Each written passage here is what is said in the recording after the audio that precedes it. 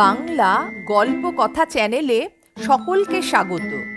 আজকের নিবেদন আশাপূর্ণা দেবীর লেখা ছোট গল্প অজানিত।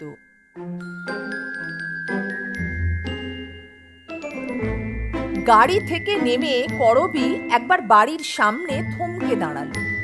বাড়িটা থমথমে নিস্তব্ধ। রোগিণীকে বোধহয় ব্রোমাইড দিয়ে ঘুম পাড়িয়ে রাখা হয়েছে, আর বাড়ির প্রত্যেকটি লোক হাঁটছে পর্যন্ত নিঃশব্দে। গেটে ঢোকবার আগে করবী ড্রাইভারকে বলল, আচ্ছা শরৎ, তুমি তাহলে বিকেল 4টের মধ্যেই এসো, দেরি করে ফেলো না, বাবুর ফেরার আগেই ফিরব। ড্রাইভার ছোকরা মাথা হেলিয়ে সম্মতি জানিয়ে গাড়ি ঘোরালো। আর করবী মুখে যেটুকু বা ঔজ্জ্বল্য ছিল সেটুকুকে বিষাদের তুলি বুলিয়ে মুছে নিয়ে ধীর পায়ে বাড়ি ঢুকলো। ঢুকেই সোজা উঠে গেল 3 তলায়। মাকে দেখতেই সংসার ফেলে চলে আসা। তবু করবী দোতলায় মায়ের ঘরের পাশ কাটিয়ে 3 তলায় বাপের কাছেই আগে গেল। পুরন্দরবাবু যথারীতি বই কাগজের সমুদ্রে ডুবে বসেছিলেন। মেয়েকে দেখে মুখ তুলে চাইলেন। চশমাটা নাক থেকে খুলে টেবিলে রেখে বললেন, এসেছো? গলার স্বর শুনলেই বোঝা যায় আশাটা অপ্রত্যাশিত নয়, দুর্লভও নয়, নিত্য নিয়মিতই হয়তো। সত্যি করবী প্রায় রোজই আসে। মায়ের কোলের মেয়ে বলেই শুধু নয়, সংসারে তার সুবিধেও আছে। ছেলেপুলে নেই, গাড়ি আছে। ওকে দেখে এলে? না বাবা, এসেই আপনার কাছে চলে এসেছি। মা বোধহয় ঘুমোচ্ছেন। ঘুম নয়, অজ্ঞান। সকালবেলায় ব্রোমাইড দিতে হয়েছে। ওতে মানে খালি খালি ব্রোমাইড দিলে জীবনী শক্তি নষ্ট হয়ে যায় না বাবা? পুরন্দরবাবু মুখ তুলে একটু হাসলেন। চশমাটা তুলে নিয়ে রুমালে মুছতে মুছতে বললেন, যায় বই কি, তবে কি আর করা যাবে বলো? এ ছাড়া উপায় কি? উপায় নেই সে কথা করবীও জানে। তবু অনাবশ্যক এই কথোপকথন চালাতেও হয়, নইলে কি কথা কইবে বাপের সঙ্গে? সময়োপযোগী আর কোন কথা খুঁজে পাবে? মায়ের অসুখের আগের কথা মনে পড়ল। কোলের মেয়ে হলেও একার সংসার বলে এসে থাকতে করবী কখনোই পারত না, কিন্তু বেড়াতে প্রায়ই আসত। বাপের জন্য হয়তো নতুন কোনো খাবার তৈরি করে, কি ভাইদের জন্য রকমারি কিছু তরকারি রান্না করে টিফিন ক্যারিয়ারে ভর্তি করে হাসতে হাসতে এসে ঢুকত। আর হই হই পড়ে যেত বাড়িতে। দাদারা যে যে বাড়িতে উপস্থিত থাকত সামনে এসে সহাস্য প্রশ্ন করত, কি আজকে আবার কি বানানো হয়েছে? ডিমের আকাশ কুসুম, মুরগির মহেঞ্জোদড়ো? মা হয়তো ভাড়ার ঘর থেকে বেরিয়ে এসে হাসি হাসি অথচ বকুনি বকুনি স্বরে বলে উঠতেন, গাড়ির সিটে বসিয়ে এনেছিস তো? না, তোর গাড়িতে বাপু আমার আর কোনো দিন বসা চলবে না। করবী সজোর প্রতিবাদে প্রমাণ করতে বসত। সারা পথ সে গাড়ি আর শাড়ি বাঁচিয়ে কিভাবে হাতে করে শূন্যে ধরে এনেছে টিফিন কৌটোটাকে। বাপের কথা তখন কে বা মনে করত? কতক্ষণ পরে মনে পড়ত। তাই তো বাবার কাছে তো যাওয়া হয়নি, প্রণাম করা হয়নি বাবাকে। তখন ছুটত ত্রুটি সংশোধন করতে। এইভাবেই বসে থাকতেন পুরন্দরবাবু, কাগজের সমুদ্রে ডুবে। মেয়েকে দেখে একটু হেসে বলতেন, এসেছো? আজ আবার নতুন কিছু রান্না করা হয়েছে বুঝি? তারপর আবার ডুবে যেতেন আপন গভীরতায়, ভুলে যেতেন মেয়েকে। একটুক্ষণ দাঁড়িয়ে থেকে টুপ করে একসময় পালিয়ে আসত করবী। ঘর নয়, সংগ্রহশালা। মানব জাতির মনস্তত্ত্বের ইতিবৃত্ত সংগ্রহ হচ্ছে দিনের পর দিন ধরে। অজস্র বই, অজস্র পত্রপত্রিকা, এ সমস্তই পুরন্দরবাবুর দরকার, সব তার নখ দর্পণে। বিরাট এক ইতিহাস লিখছেন পুরন্দরবাবু, মানব জাতির মনোন্মেষের ইতিহাস। বছর 5 ধরে লিখছেন, হয়তো আরও 5-7 বছর ধরে লিখবেন। কোটি কোটি বছর আগেকার পটভূমিকায় যার শুরু আর শেষ হবে যার ভবিষ্যৎ যুগের দরজার সামনে। এ হেন বিরাট গ্রন্থ কি 2-4 দিনে লেখা যায়? অবশ্যই যে শান্তি স্নিগ্ধ মন আর স্বচ্ছন্দ পরিবেশ নিয়ে লেখা শুরু করেছিলেন পুরন্দর মল্লিক, ঠিক তেমনটি বজায় থাকলে হয়তো অনেক দ্রুত কাজ এগোতো। কিন্তু সে জীবন ধ্বংস হয়ে গেছে পুরন্দর মল্লিকের। পুরন্দর মল্লিকের স্ত্রী পাগল হয়ে গেছেন, বদ্ধ পাগল। বছর 2 আগে হঠাৎ একদিন 3 তলার সিঁড়ি থেকে পড়ে গিয়ে মাথায় চোট লেগে দেখা দিয়েছিল মস্তিষ্ক বিকৃতির সূচনা। সেই থেকে নীরজা পরিণত হয়েছেন উন্মাদিনীতে। নীরজা পাগল হয়ে যেতে পারেন এ কেউ কোনো দিন ভাবেনি। আনন্দময়ী হাস্যমুখরা একটি উজ্জ্বল মহিলা ছিলেন নীরজা। ছিলেন স্বামী ও সন্তানদের প্রতি অপরিসীম স্নেহশীলা। আপন গৃহগণ্ডির বাইরে আর যে কোনো একটি জগৎ আছে, অথবা সে জগৎ থাকার প্রয়োজন আছে, এ কোনো দিন অনুভব করতেন না নীরজা। এই গণ্ডির মধ্যেই তিনি সুখী, এই গণ্ডি কাটা জগতের তিনিই মধ্যমণি, এই তার আনন্দ ছিল। 5 বছর আগে যখন একটি বিখ্যাত কলেজের ইতিহাসের অধ্যাপক স্বামী পুরন্দর মল্লিক বলা কওয়া নেই হঠাৎ তাঁর অধ্যাপনার কাজ ছেড়ে দিলেন, বাইরের জগৎ থেকে নিজেকে গুটিয়ে নিয়ে অদম্য উৎসাহে লিখতে শুরু করলেন এই মানবজাতির মনোন্মেষের ইতিহাস, তখনও নীরজা হাসি মুখেই মেনে নিয়েছিলেন স্বামীর এই খামখেয়াল, প্রতিবাদ করেননি। অবশ্যই টাকার অভাব তাকে পেতে হয়নি। শ্বশুরের অর্থাৎ পুরন্দরের বাবার দরুন টাকা ছিল বিস্তর।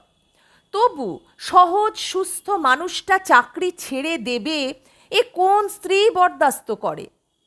কিন্তু নীরজা করেছিলেন, অম্লান মুখেই করেছিলেন। সেই নীরজা হঠাৎ মাথায় একটু ধাক্কা খেয়ে পাগল হয়ে গেলেন। পুরন্দরের পক্ষে এর চাইতে মর্মান্তিক কষ্ট আর কি আছে? মার চাইতেও বাবার জন্যই আমার বেশি কষ্ট হয় রে ছোটদা, ম্লান উদাস মুখে বললে করবী। কমল সায় দিলে, তা সত্যি। অথচ দেখ, আগে বাবার কাছে আর কতটুকুই বা ঘেঁষতাম আমরা। বাবার সহ্য শক্তিটা কি অসাধারণ ভাব! এই যে আজ 2 বছর ধরে কি কাণ্ডই না করে চলেছেন মা, একদিনের জন্য একটু অসহিষ্ণুতা দেখিনি, করবী বলে। আমরা তো মাঝে মাঝে কত অতিষ্ঠ হয়ে যাই, বললে বিমল। 3 ভাই 3 বোন জমায়েত হয়েছে এক জায়গায়। গল্প চলছিল বহুবিধ প্রসঙ্গ নিয়ে। আপাতত এসেছে মায়ের অসুখের প্রসঙ্গ। 6 জনে একত্র হওয়া সচরাচর বড় ঘটে না, আজ ঘটেছে। ভাইরা অবশ্য বাড়িতেই থাকে। কমল আর বিমল এখনো পড়ুয়া। বড় নির্মল সম্প্রতি একটা কাজে ঢুকেছে, তবে বিয়ে হয়নি এখনো। তাই ভাই বোনদের মজলিস থেকে উসখুস করে উঠে যাবার চেষ্টার কারণ কিছু নেই। করবী প্রায়ই আসে। পুরবী আর সুরভী তেমন আসতে পারে না, তবু সুবিধে পেলেই আসে।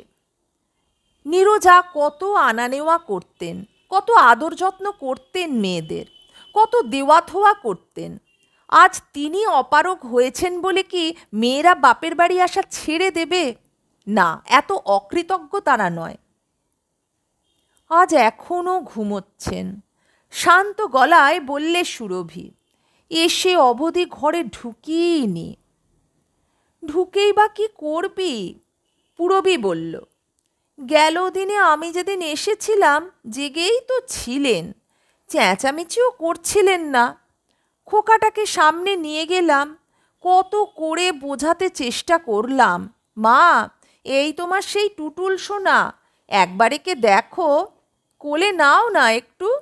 গ্রাহ্যই করলেন না, হাত নেড়ে বুঝিয়ে দিলেন, নিয়ে চলে যাও। অথচ আমার টুটুলকে কি ভালোই বাসতেন। এই এক স্বভাব পুরবীর, কেবল নিজের ছেলে মেয়েদেরকে এগিয়ে দিতে চেষ্টা করবে মায়ের কাছে।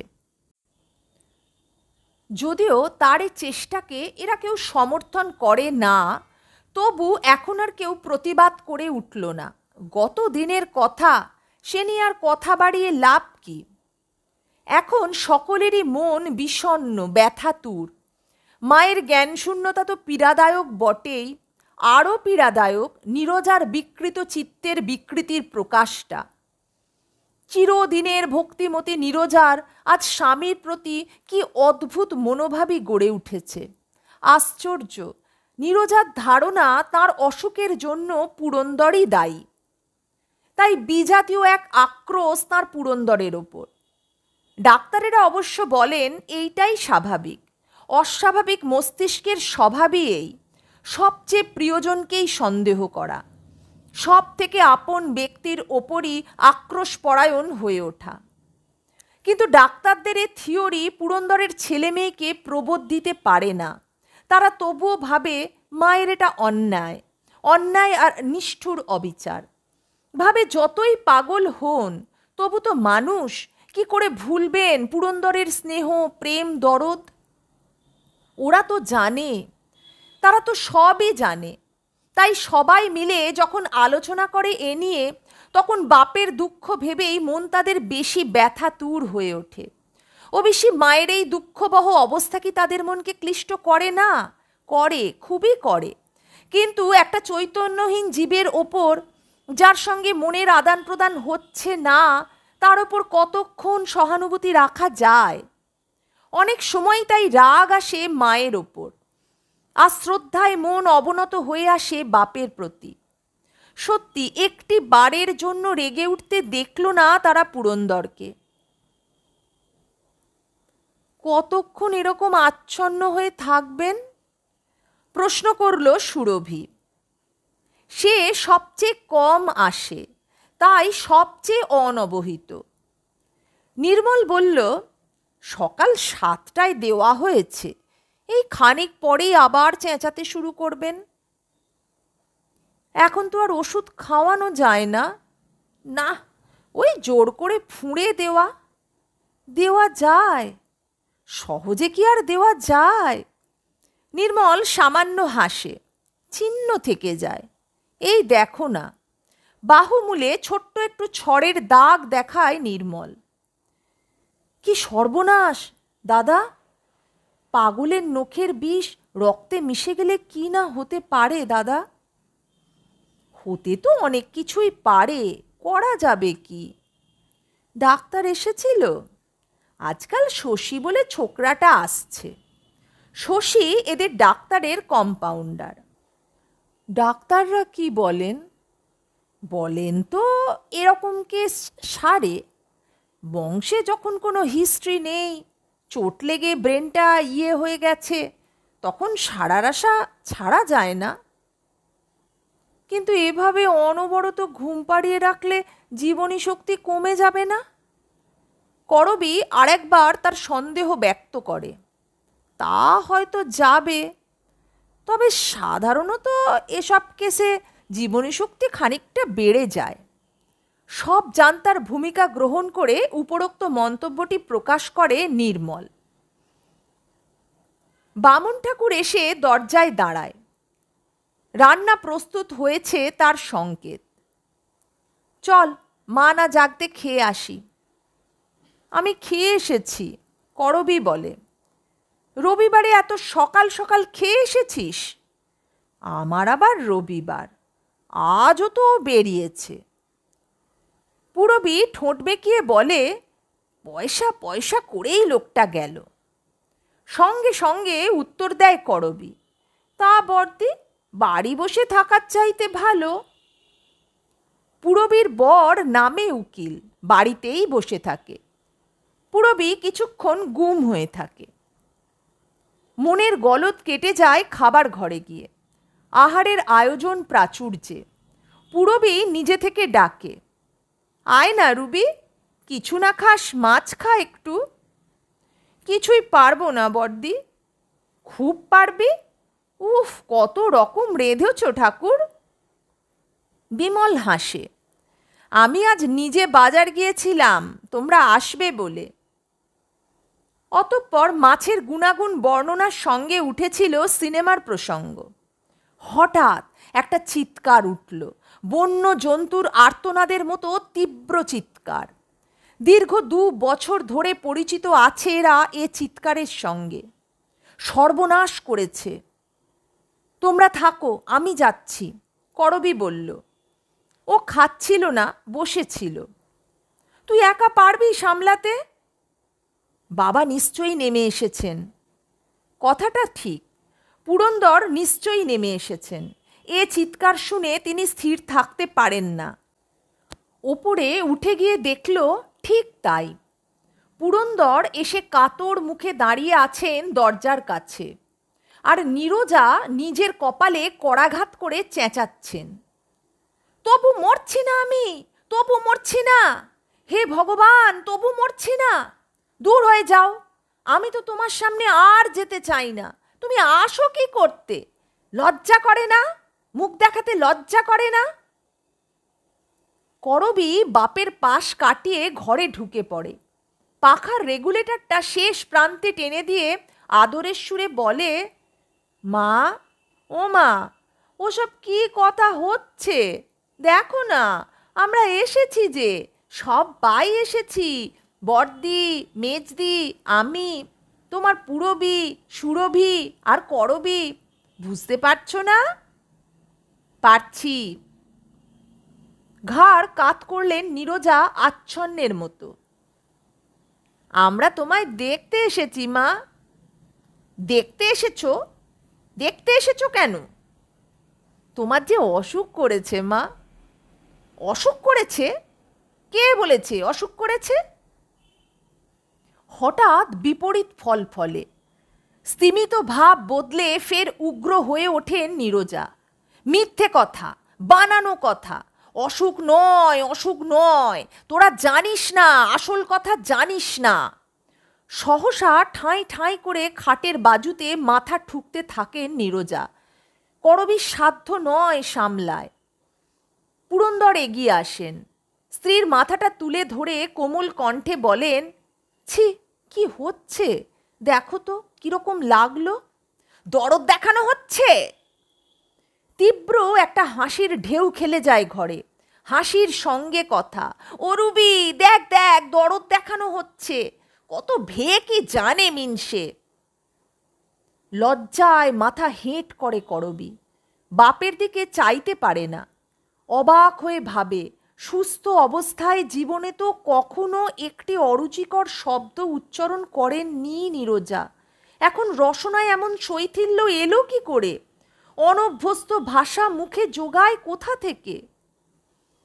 পুরন্দর এই 2 বছরে চিকিৎসা পদ্ধতি অনেকটা আয়ত্ত করেছেন বৈকি। এবার আর কোমল গলা নয়, ধমকের সুরে বলেন, কি হচ্ছে কি? ছেলে মেয়েদের সামনে এইসব খারাপ কথা বলছো? ব্যাস, কেঁদে ফেললেন নীরজা। ডুকরে কেঁদে উঠে বলেন, বলবো না কেন, আমি যে পাগল হয়ে গেছি। ততক্ষণে আরও 5 ছেলে মেয়ে ঘরে এসে দাঁড়িয়েছে। বিমল এগিয়ে গিয়ে মার গায়ে হাত রেখে বলে, কে বলল তুমি পাগল হয়ে গেছো? ছি, মাথায় চোট লেগে সব ভুলে যাচ্ছিলে কিছুদিন, এখন তো ভালো হয়ে গেছো মা।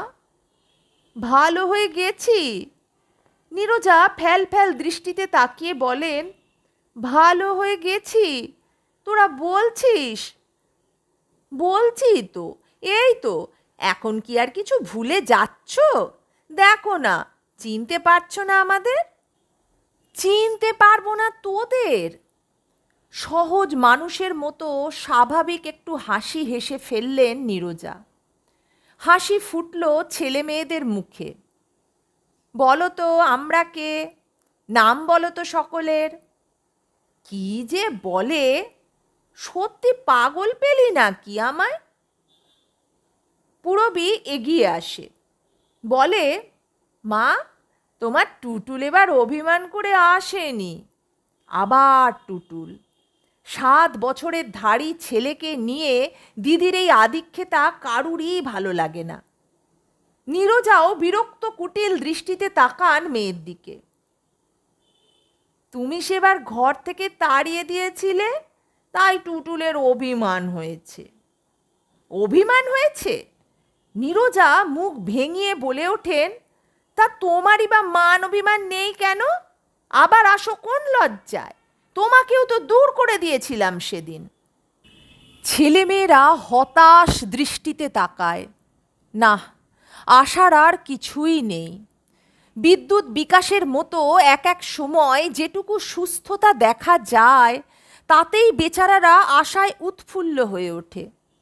কিন্তু মুহূর্তেই সে আশা বিলুপ্ত হয়। নীরজার মুখে এই কথা ধারণাই করা যায় না। পুরবী আরক্ত মুখে ঘর ছেড়ে বেরিয়ে যায়। যত পাগলই হন নীরজা, তবু বিশেষ করে তার ওপরই তুচ্ছ তাচ্ছিল্য ভাবটা সহ্য হয় না পুরবীর। বর্দিও একটা পাগল, সুরভি বলে নিচু গলায়। হঠাৎ আবার একবার হেসে ওঠেন নীরজা। হেসে উঠে বলেন, ধরা পড়েছে রাই রাধা। তারপরই চাপা গলায় বলেন, ওকে ঘর থেকে চলে যেতে বলো। কেন মা, বাবা থাকুন না। আহ, যা বলছি করো না। দেখছো না উনি কিরকম অতিষ্ঠ হচ্ছেন? বই লিখতে হবে যে, বই, মহাভারতের মতন মোটা বই। মানুষের রোগ অসুখ দেখবার সময় আছে? দূর করে দে, দূর করে দে। করবী বাবার মুখের দিকে তাকায়, মুখ দেখতে পায় না। জানলা দিয়ে আকাশের দিকে তাকিয়ে আছেন পুরন্দর। মমতায় মনটা ভরে যায় করবীর। ভাবে, বর্দি এতটুকু কথার এদিকে ওদিকে ঘর ছেড়ে বেরিয়ে গেল, আমরাও অনেক সময় কত অসহিষ্ণু হয়ে উঠি, আর বাবা কি সহ্যটাই করেন। তবু গেল না, তবু দাঁড়িয়ে রইল। উত্তেজিত হয়ে উঠেছেন নীরজা। নির্মল বাবাকে চোখের ইশারা করে। ধীরে ধীরে বেরিয়ে যান পুরন্দর, কেমন একটা স্খলিত ভঙ্গিতে। করবী মায়ের প্রাণে করুণা সঞ্চারের আশায় বিষণ্ণ গলায় বলে, বাবাকে এমন কেন করো মা? কেন করি? নীরজা সহসা উঠে বসেন, বলেন, বলবো, তোকেই বলবো। এদের সব চলে যেতে বল, শুধু তুই থাক একা। তুই আমার বড় ভালো মেয়ে। যা, তোরা তোরা সবাই পালা দেখি একটু। নীরজার এ ভঙ্গি ওদের সকলেরই অতি পরিচিত। এক এক সময় এক একজনকে ভালো বলে মনে হয় নীরজার, অন্তরঙ্গ মনে হয়। তখন শুধু তার কাছেই আসল কথা বলতে বসেন। নীরজার আসল কথাও এদের মুখস্থ। চুপে চুপে নীরজা এই কথাই বোঝাতে চেষ্টা করবেন, পাগল নীরজা হয়নি, আসলে পাগল হয়ে গেছেন পুরন্দর। নীরজাকে শুধু সকলে মিলে পাগল বানিয়ে রেখেছে। তারপর কাকুতি মিনতি করতে থাকবেন, ডাক্তারের হাত ছাড়িয়ে আর এ বাড়ির গণ্ডি কাটিয়ে নীরজাকে কোথাও সরিয়ে নিয়ে যেতে, দূর কোনো বিদেশে, অন্তত এ বাড়ি ছাড়া আর কোথাও। প্রতিশ্রুতি চাইবেন, কিন্তু যদি দেখেন ছেলে ভুলোনোর মতো আচ্ছা নিয়ে যাব বলে স্তোক দেওয়া হচ্ছে তাকে, তাহলেই যাবেন ক্ষেপে। সেই খ্যাপাটা এরা জানে, তাই তর্ক করে প্রতিবাদ করে তবু আচ্ছা বলে না সহজে। এরা চলে যেতেই নীরজা বলে ওঠেন, এখনো তোরা তোদের বাপের স্বরূপ চিনতে পারলি না? পেরেছি, করবী বলে। কি চিনলি? খুব ভালো। তাহলে ছাই চিনেছিস, 1 নম্বরের বদমাইশ, বুঝলি? ওর ওই বই লেখার সুবিধের জন্য ও একদিন সকলকে মারবে, বুঝেছিস? সকলকে খুন করবে। কি চুপ করে রইলি যে? কি বলবো? কেন, হক কথা বলতে পারিস না? আচ্ছা, বদমাইশ যদি না হয় তাহলে নিশ্চয়ই পাগল। হ্যাঁ, নিশ্চয়ই পাগল। তাই হবে। তবে আমাকে তোরা এমন জব্দ করে রেখেছিস কেন? আমায় ছেড়ে দে। একজনের বদলে আর একজনকে পাগল বলবি? আমি তো ঠিকই আছি, আমার কেন তবে? করবী বলে, আচ্ছা মা, তুমি যদি ঠিক আছো তাহলে অত চেঁচাও কেন? বুঝতে পারো তো চেঁচাও, আগে এমন করতে। অদ্ভুত একটা হাসি ফুটে ওঠে নীরজার মুখে। ফিস ফিস করে বলেন, আহা, বুঝছিস না? শান্ত মানুষের পাট করেই জীবন গেল, চেঁচাতে তো কখনো পাইনি, তাই এই ছুতোয় চেঁচিয়ে নিচ্ছি। তোরা রাগ করতে পারবি না, বলবি মা পাগল, কেমন মজা, হি হি হি হি। করবী হতাশ হয়ে বাইরের দিকে তাকায়। রাস্তার ওদিকে একটা 3তলা বাড়ি, জানলায় পর্দা ঝুলছে। ওরা কেমন সুখী। করবীদের সুখের সংসারে কে আগুন লাগালো? নীরজা 1 মিনিট অপেক্ষা করেই আবার অন্য প্রসঙ্গে এসে যান। জামাইকে বলেছিলি? আগ্রহে উন্মুখ হয়ে ওঠে নীরজার মুখ, জল জল করতে থাকে 2 চোখ। করবী মলিন গলায় বলে, বলেছিলাম। সত্যি বলেছিল সে বরকে। বলেছিল মাকে নিয়ে বিদেশ যাবার কথা। বলেছিল, আচ্ছা একটিবার মার কথা শুনেই দেখো না, উপকার হতেও তো পারে। করবীর বর উড়িয়ে দিয়েছিল সে কথা। উত্তর দিয়েছিল, পাগলের কথা মতো চললে যদি তার উপকার হতো তাহলে আর ভাবনা ছিল না। তাছাড়া আমি কোন ভরসায় এরকম এক পাগলের দায়িত্ব নেব? নিয়ে গেলে মা সেরে যাবেন, ওই আনন্দেই থাকো। ডাক্তার তো বলেছে রক্তে কিছু দোষ পায়নি। ডাক্তার অমন অনেক কিছু বলে। করবীর বলেছিলাম শুনেই উৎফুল্ল হয়ে ওঠেন নীরজা। বলেন, কবে নিয়ে যাবে বলেছে? তা তো কিছু বলেনি, বলেছে এখন বড্ড কাজ। বুঝেছি। নীরজা আবার শুয়ে পড়েন। চোখের ওপর হাত চাপা দিয়ে বলেন, সব হারামজাদাকেই চিনলাম, যা বেরো, বেরিয়ে যা ঘর থেকে। করবী পুরবীর মতো রাগ করে না, শুধু হতাশ নিঃশ্বাস ফেলে। আর আশা করবার কি আছে? এত দিন হয়ে গেল, বাড়ছে বই কমছে না। জামাইয়ের সম্বন্ধেই কটূক্তি নীরজার মুখে। সভ্য ভদ্র মার্জিত রুচি সেই নীরজা? না, ধারণাই করা যায় না। নীরজা অবশ্য নিজের কাজের কৈফিয়ত দেন। কোনো একজনকে ডেকে হেসে হেসে ভারী যেন একটা কৌতুককর কথা এইভাবে চোখ টিপে টিপে বলেন, যাকে যা বলবার ইচ্ছে ছিল এই বেলা বলে নিচ্ছি, বুঝলি না? মজা মন্দ নয়, কি বলিস?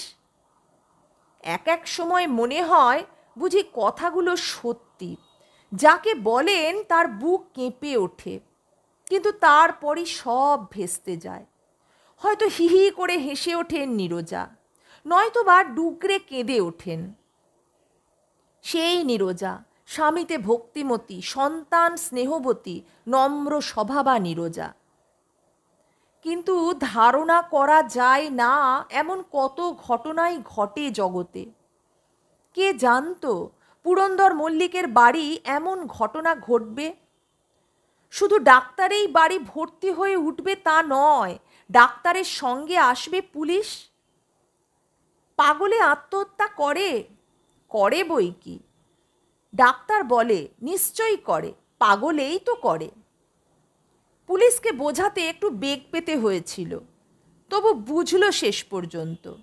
সত্যি মাঝ রাত্রে নীরজাকে 3তলার ছাদে তুলে নিয়ে গিয়ে কেউ ঠেলে ফুটপাতে ফেলে দিয়েছে, এমন কথা তো বিশ্বাসযোগ্য নয়। ডাক্তার বলে মাথায় চোট লেগে উনি অপ্রকৃতিস্থ হয়েই হয়তো সিঁড়ি থেকে ঝাঁপিয়ে পড়েছিলেন একেবারে নিচে, যেমন আজ পড়লেন ছাদ থেকে, ওইটাই ঝোঁক। স্তব্ধ হয়ে গেছে বাড়ি, স্তব্ধ হয়ে গেছেন পুরন্দর। বাপের মুখের দিকে তাকাতে পারে না ছেলে মেয়েরা। নীরজা যে তার কি ছিলেন তা তো জানে এরা। আজ 2 বছরই না হয় এরকম হয়েছে, তাও বিছানায় পড়ে থেকেও বুঝি নীরজা প্রাণটা ভরে রেখেছিলেন পুরন্দরের। এ কি হলো? এ কি শোচনীয় পরিণতি ছিল নীরজার কপালে। আবার 3 বোন একত্র হয়েছে। শুধু বোনেরাই নয়, তাদের স্বামী পুত্র এবং আরও যে যেখানে আছে এসেছেন পুরন্দরের যত আত্মীয় আত্মীয়া। গোলমাল করবার নিষেধ ঘুচে গেছে, আর আসবেন না কেন? পাগলিনী নীরজার পারলৌকিক কাজ কিভাবে হবে সেটা জানবার কৌতূহলকে তারা ঠেকাবেন কি করে? কিন্তু পুরন্দর যে আর মোটেই নিচে নামছেন না। বারণ করে দিয়েছেন সকলকে, কেউ যেন তাকে বিরক্ত না করে। অনবরত লিখে চলেছেন পাতার পর পাতা মানব জাতির আদিম ইতিহাস, যে যুগে মানুষে আর পশুতে প্রকৃতিগত কোনো পার্থক্য ছিল না। লিখছেন, প্রামাণ্য পুঁথি উল্টোচ্ছেন, খাতাপত্র খুঁজে না পেলে তছনছ করে ফেলছেন, আবার আবার ডুবে যাচ্ছেন কাগজের সমুদ্রে। এখনো আলো জ্বলছে বাবার ঘরে। দাদার দরজায় টোকা দিয়ে বলল করবী। নির্মল ঘড়ির দিকে তাকিয়ে দেখল রাত 3টে। বাবাকেও কি আমরা হারাবো দাদা? কি করব বল? বারণ করে দিয়েছেন। বাবার বারণটা কি তার প্রাণের চাইতে বড় হলো দাদা? আজ 3 বেলা খাননি, তুমি জোর করে বলো গে খেতে ঘুমোতে। আমি? নির্মল কেমন অসহায়ের মতো বলে। আমার সাহস হচ্ছে না, মা গিয়ে অবধি বাবার সঙ্গে কথা কইতে পারিনি আমি। সে তো কেউই পারছি না, তবু বাঁচাতে তো হবে বাবাকে, কিছু না কিছু খাওয়াতে হবেই। সেই তো ভাবছি, তুমি না পারো আমিই যাচ্ছি। তাই বরং যা, দেখ যদি তোর কথায় কিছু খান। 2 সন্দেশ আর 1 গ্লাস জল নিয়ে উঠে যায় করবী। কতক্ষণ কতক্ষণ হলো ওপরে উঠে গিয়েছিল করবী? কয়েক মিনিট না কয়েক যুগ? হঠাৎ কি ভূমিকম্প হলো, যে ভূমিকম্পে বাড়ির ভিত নড়ে ওঠে। হ্যাঁ, ভয়ঙ্কর একটা গর্জন শোনা গেল, তার সঙ্গে থালা বাসন পড়ার একটা ঝনঝন শব্দ। এ আওয়াজে সবাই উঠে এসেছে বিছানা থেকে। বোকার মতো এ ওর মুখের দিকে তাকাচ্ছে। কারুর যে কিছু করণীয় আছে তার মনে পড়ছে না। মাঝ রাতে উঠে এ দৃশ্য দেখতে হবে, এ কথা কে ভেবেছিল? কে ভেবেছিল ঠিক তেমনি করে সিঁড়ির একেবারে শেষ ধাপে তালগোল পাকিয়ে পড়ে থাকবে করবী, যেমন করে নীরজা পড়েছিলেন 2 বছর আগে রাত 2টোর সময়। তফাতের মধ্যে সেদিন পুরন্দরও সঙ্গে সঙ্গে ছুটে এসেছিলেন 3 তলা থেকে। উদ্ভ্রান্তের মতো তাকিয়ে দেখেছিলেন নীরজার তালগোল পাকানো দেহটার দিকে। আজ তিনি নেমে আসেননি, সিঁড়ির মাথায় দাঁড়িয়ে গর্জন করছেন, সহ্য করব না, কিছুতেই সহ্য করব না, আমার কাজে ব্যাঘাত আমি সহ্য করব না।